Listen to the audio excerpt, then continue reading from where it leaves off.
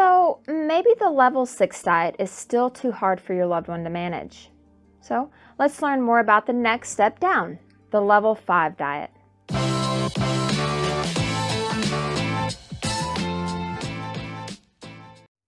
Hello all, Jennifer here. Today we are cracking the code on the level 5 Minced and Moist diet.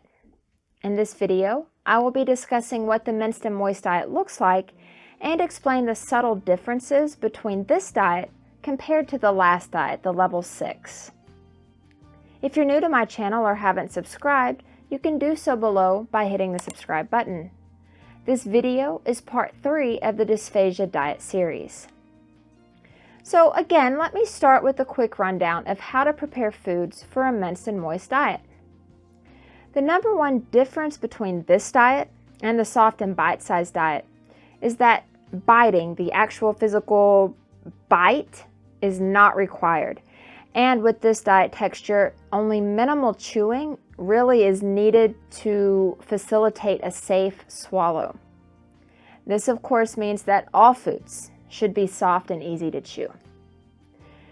Another big difference is that with the minced and moist diet, there should be no liquid leaking or dripping down from the food and no crumbs falling off the fork. But that doesn't mean that you can't use sauces or gravies, so we'll touch on that here in a minute. Also, food lumps should be very small, about 4 millimeters. So that's going to be about the size of the gap between your fork prongs. So before we were using the whole fork width as the sizing, and now we're down to in between the fork prongs, so a lot smaller.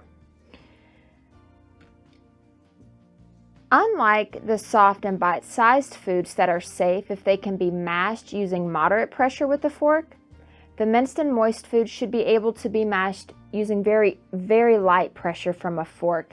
And really, it's preferable if your loved one only has to use their tongue. So with this particular diet, what you're looking for is that your loved one simply has to maybe lightly chew the food, then collect that food into a ball, bring it to the back of the mouth, and then swallowing. So there's just not going to have to be a lot of manipulation with the food really before it's ready for them to swallow safely. So let's go back to that no dripping liquids or crumbles falling from the fork. Now, if your loved one is safest for this diet type, I would recommend using ground meat. So ground hamburger, turkey, chicken, whichever kind you like. Or if you can, or you're serving other types of foods, putting them into a food processor or a blender to form a ground meat, a ground texture.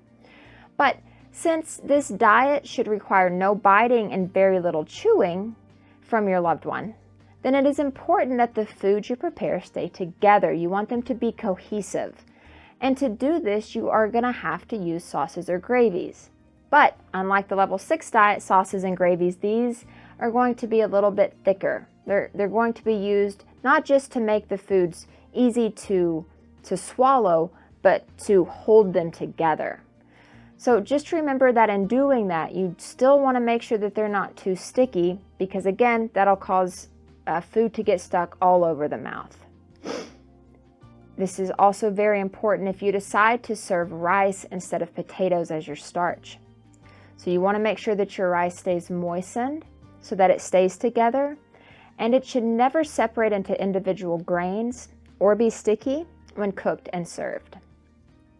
Again, crushed canned fruits work best for this type of diet, but be sure that you drain the liquid. So if you are using canned fruits, again, if they're not crushed, you can put them again into a blender or a food processor, but no liquid. You don't want there to be liquid and any type of food in this diet. For vegetables, canned is best, but you must make time again to put it in the blender, blend it up into small pieces, or you can even mash it up if you're doing something like cauliflower. If I was cooking for someone needing this type of diet, I would look for tons of casserole dishes. And again, I would rely heavily on my crock pot. As far as foods to avoid, you're going to follow the same list as the level 6 soft and bite-sized foods. You can click on the link above to learn more. This diet will require a bit more prep work, but it doesn't have to be super complicated. I would suggest finding foods and dinners that your loved one really likes, and then alternating between those every 1 to 2 weeks. It may seem repetitive, but remember, the easier it is for you, the better. Coming up next is the Level 4 pureed diet, so stay tuned. To be notified when it posts, click on the bell icon below. Until next time, good luck cracking the code.